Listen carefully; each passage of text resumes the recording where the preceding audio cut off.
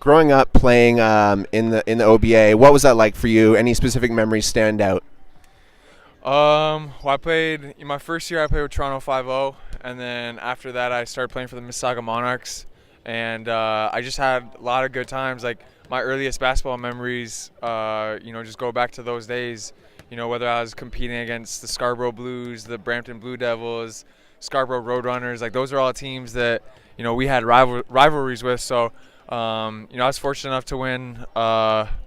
Three OBA championships with the Monarchs. So that's really just where I learned to have that competitive spirit. Like, all of us we love to compete, and it didn't matter who it was that we were playing against. We just learned to love to compete and learn to love the game, and that's kind of where this all started from. You played a bit of Team Ontario too. Do you have any memories of like national championships or the guys that you played with? Yeah, Team Ontario was really fun. I did that 1 year. I think it was under 15. We had a really good team. Everyone really bought in. I remember Kevin Pangos was on that team. Anthony Bennett, Negus Webster Chan was on that team. Dinjo Walker, Nick Lewis. Like we just had a really solid group of guys, and we ended up winning. I think we beat British Columbia in the finals in BC 102-48, and I just remember at that point, like we're all like 14, 15 years old, and we had dominated that tournament pretty well. Like I think our closest game was like a 30-point win, and I think that's when we all started realizing that we might be onto something, and that we had something special going here in Ontario. So it was cool for us to experience that together and share that championship.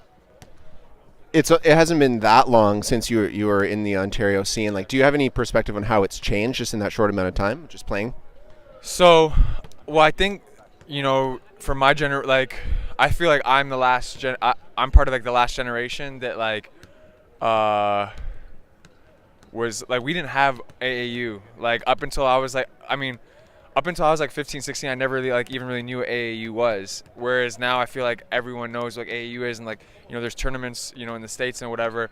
So I think maybe that's the biggest difference. Like for me growing up, all I knew was OBA. Like I didn't know anything else. I didn't know like grassroots. I didn't know AAU tournaments or invites to camps or anything like that. So I feel like the game's maybe changed a little bit that way, where I feel like a lot of these kids are more aware of the scene here in the United States and whatnot. But other than that, I'm not that educated on like what else has changed. So one of the other big changes, we run the OSBA, like the Prep League. Have you been watching Ignas Brazdeikis committed to Michigan, Orangeville Prep, and all those teams? I'm a big fan of Iggy. I try to mentor him a little bit, especially now that he's going to Michigan and he's a Lithuanian guy as well. So, obviously the prep scene here in Canada is kind of blown up as well with Orangeville and whatnot, and that whole league. And so, I think it's great. I think it gives kids an opportunity to stay here at home rather than have to leave the country and go to the United States. Like when I was 15, 16, I decided to leave the country and go to the United States because I felt that was the best route for me. But I'm glad kids are having the opportunity now where they can compete at a high level, get scholarships, and still be seen while staying here in Canada. I think it's awesome.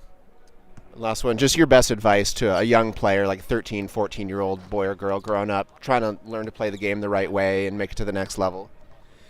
I think the main question for anyone that wants this and that loves the game, I think you have to ask yourself, like, at the end of the day, what are you doing that's going to separate yourself from the rest of the competition? I think that's something that got me to this point right now. Is I always ask myself, like, what am I doing that's going to separate me from the millions of other kids that want to play Division I basketball, that want to go to the NBA? Because if I'm doing the same thing as them every day, then I should expect the same results. I should expect to just be average. So I think it's important for these kids to understand that to get to any level, whether it's high school, whether it's college, whether it's NBA, like it takes a certain amount of work and it takes a certain amount of commitment to get there. And you need to be willing to make sacrifices, and not everyone's willing to make those sacrifices. So I think the earlier you recognize that, and the earlier you're willing to commit to it, the easier path you'll have moving forward.